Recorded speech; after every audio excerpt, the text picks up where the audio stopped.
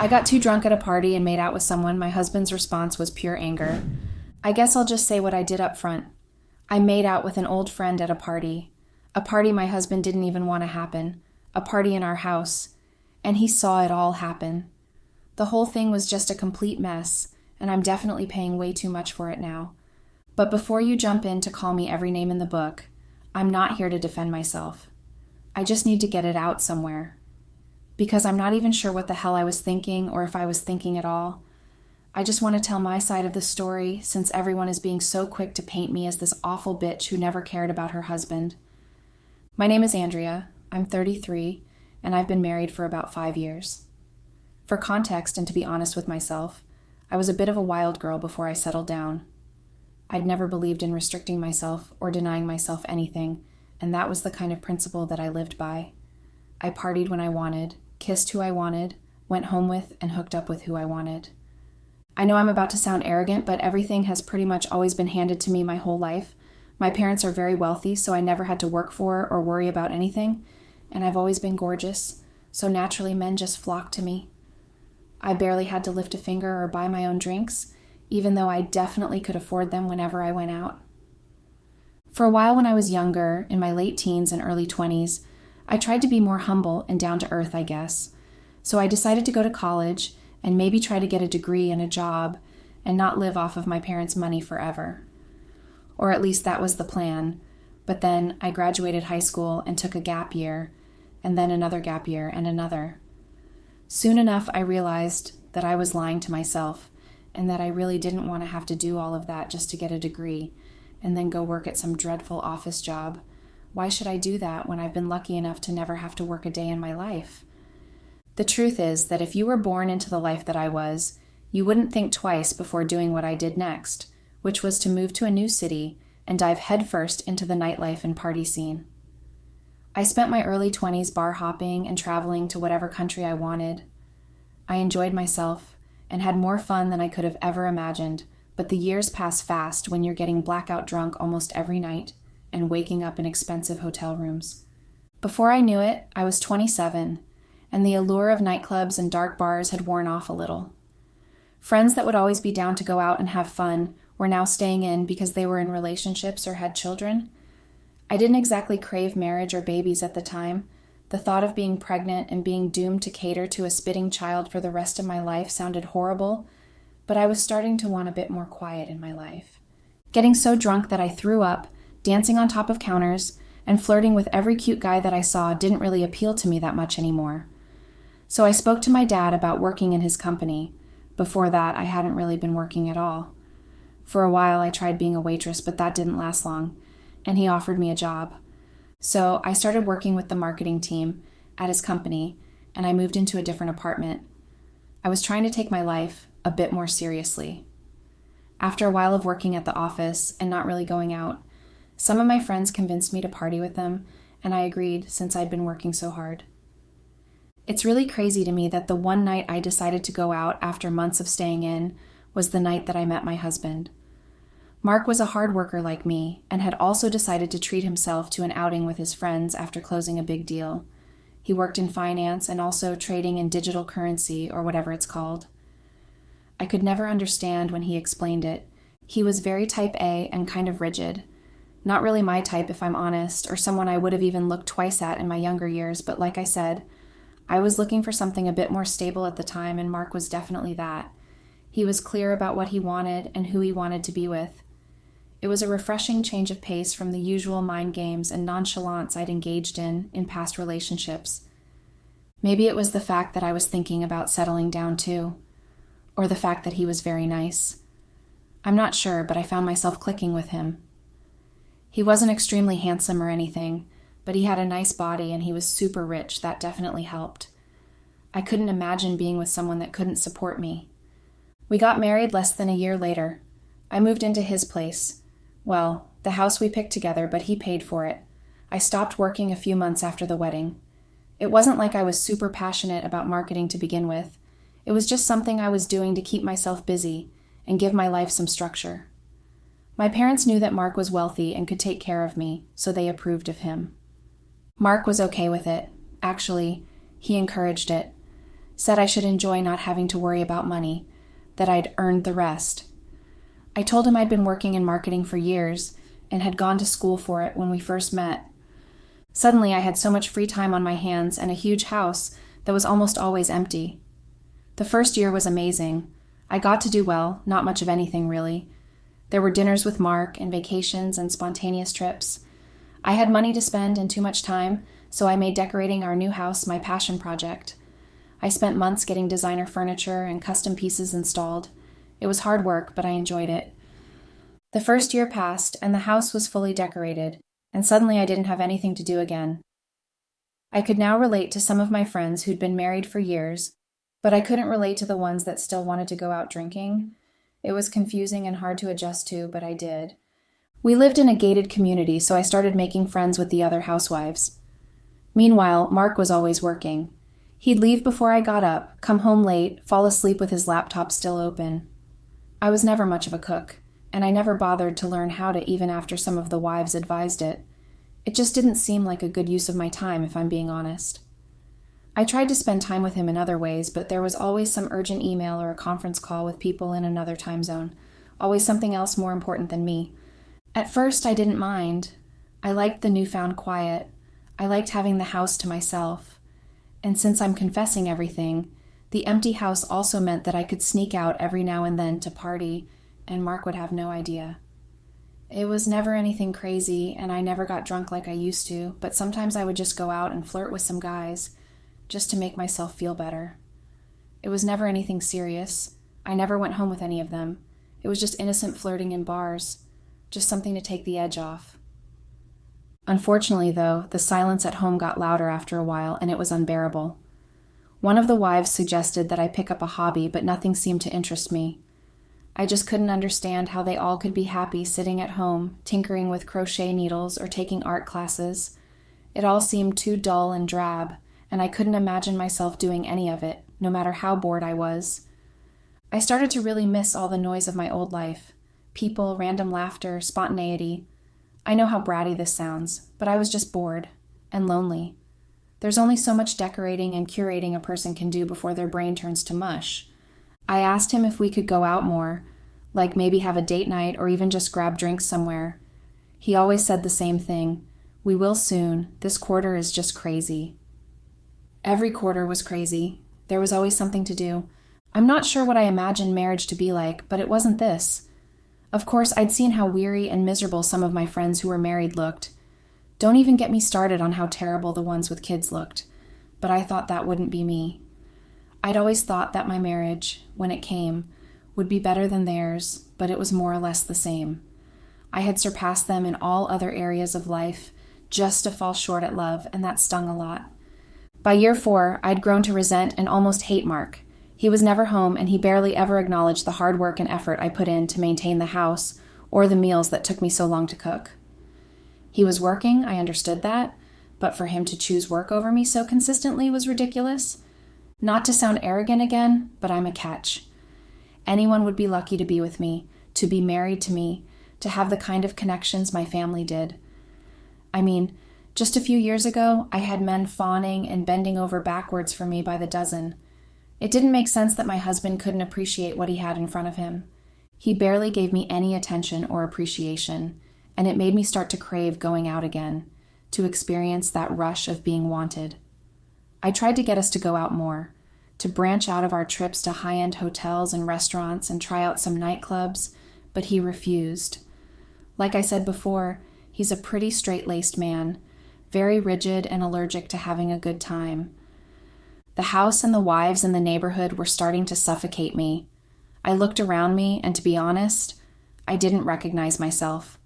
I'd let some fantasy of stability trap me in a boring marriage with a husband that was the personification of the color beige. Harsh, I know, but he truly didn't do anything else but work and sleep. What kind of life is that? I was bored out of my mind and unhappy with the life I'd been forced into, and I contemplated going back to partying, but I knew that it wouldn't look good to be bar hopping as a married woman, so I thought to bring the party to me instead. We were 5 years into our marriage when I asked if we could host something instead of going out. A small get-together, nothing wild. I used to love throwing parties, and I missed it. I missed feeling like I had a life outside of grocery runs and yarn. Mark wasn't thrilled about the idea. He said the house wasn't meant for that kind of thing, that we'd have to hire a cleaner, that it would mess with his routine. Honestly, it was like pulling teeth, but eventually he gave in. He said I could have one night. Just don't go overboard. Unsurprisingly, I did. But what did he expect? I'd been cooped up for ages. I spent a week planning it. Nothing over the top. Some drinks, catered appetizers, a playlist, and a few people from different parts of my life. Mostly people I hadn't seen in years. Mark said he'd stop by for a bit and then go upstairs to work, which annoyed me but was unsurprising. I couldn't expect him to suddenly become social or fun for that matter. He's not that guy. The night of the party, I got dressed up. Nothing too crazy, but nothing too modest either. Just enough to feel like I was doing something. It had been ages since I wore anything tight or low cut, and I didn't even realize how much I'd missed showing a bit of skin. Lots of people showed up. I wasn't surprised. Everyone wanted to see me and attend a party thrown by me. It was a bit awkward at first because I'd spent so long away from that lifestyle, but after more than a few drinks, I loosened up. I was dancing and laughing. I felt like my old self again. Not the married housewife who spends her afternoons day drinking and thinking of new ways she could ask the gardener to trim the hedges. And then Jason walked in. We hadn't talked in years. He was one of those friends who had been in my circle back in my early 20s. He was funny, loud, always the center of attention. We had history, though not a ton of it. We'd hooked up once, maybe twice, I'm not sure, but it was never a real relationship. More like a phase. But still, seeing him again threw me off for a second. I hadn't even invited him, but I was glad that he came. We caught up, laughed about dumb stories. He made a joke about how weird it was to see me playing hostess in a grown-up house. I laughed, maybe a little too hard, I'm not sure. I was pretty drunk at that point.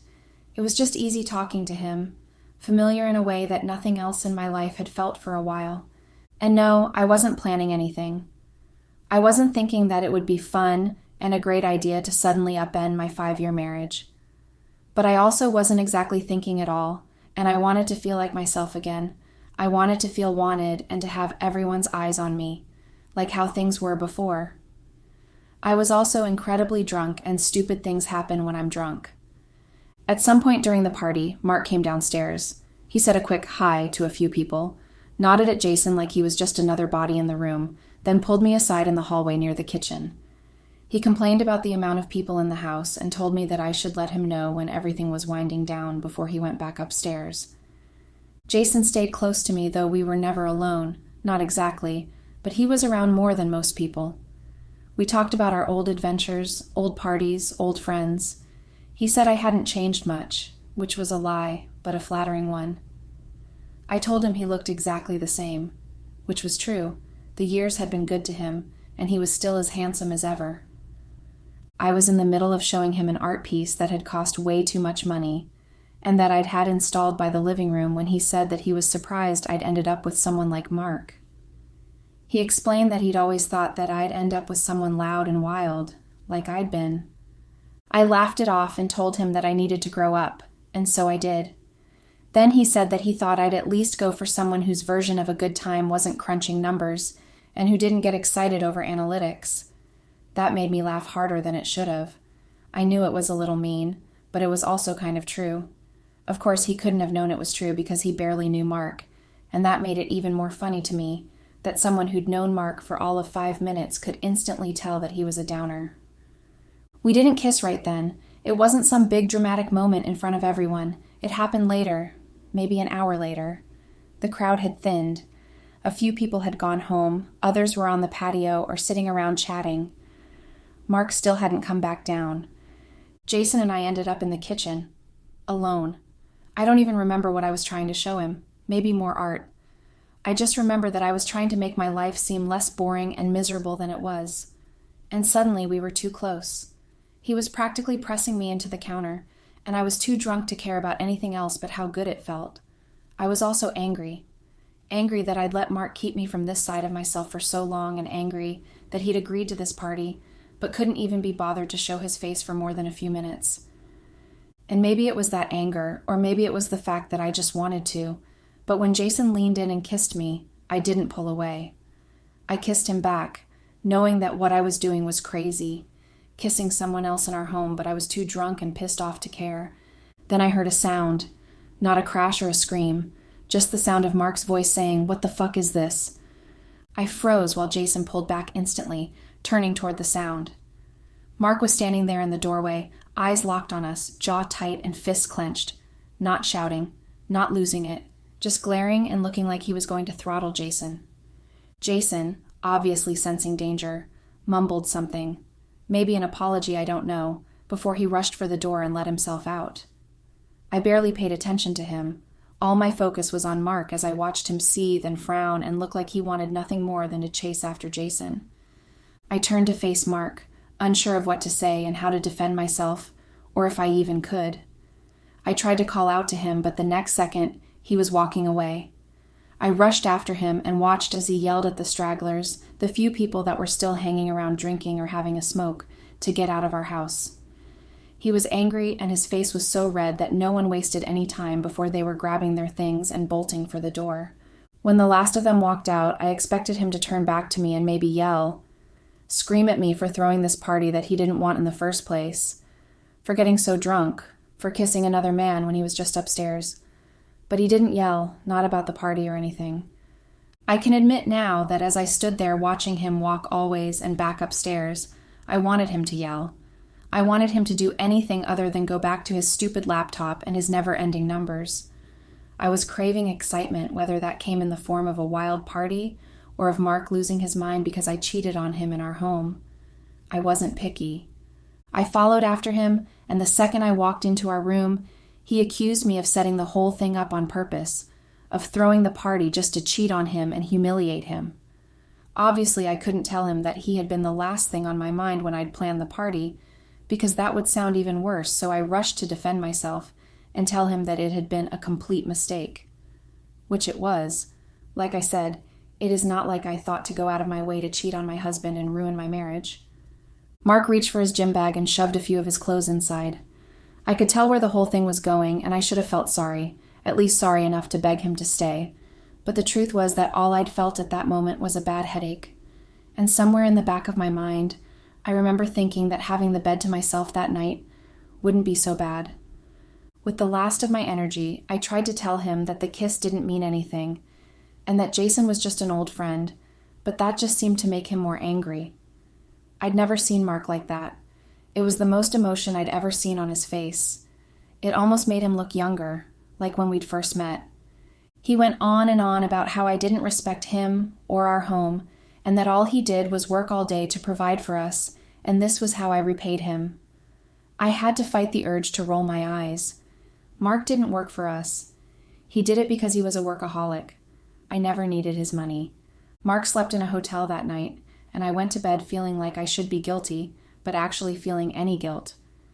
It just didn't seem fair to me that he now wanted to act like we'd had such a passionate marriage up until this point, like me kissing someone else had just come out of nowhere.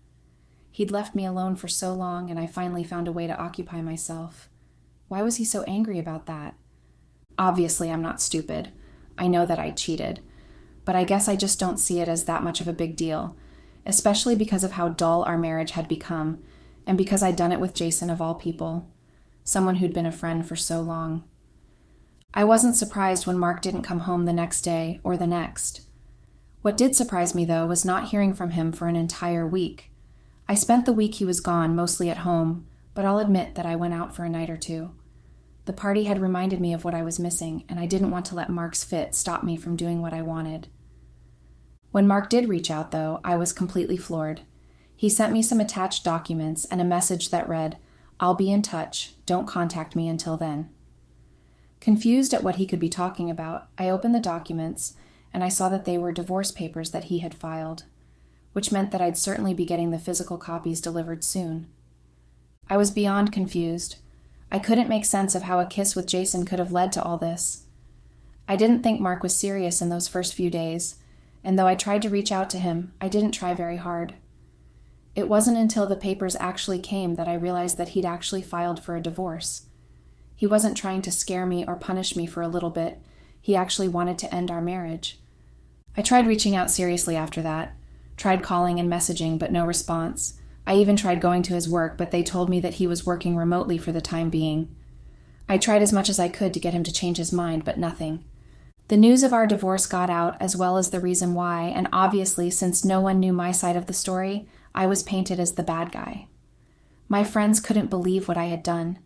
They'd done worse things when we were younger, but now that they were married and had kids, they felt like they could judge me.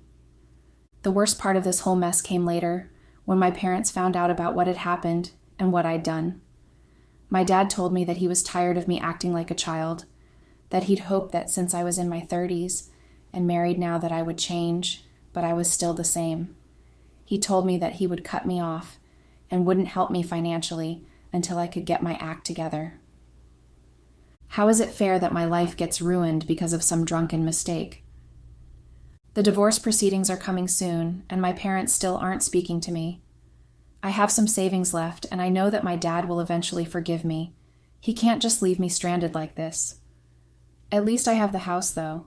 It would really hurt if I lost it after the entire year I spent decorating.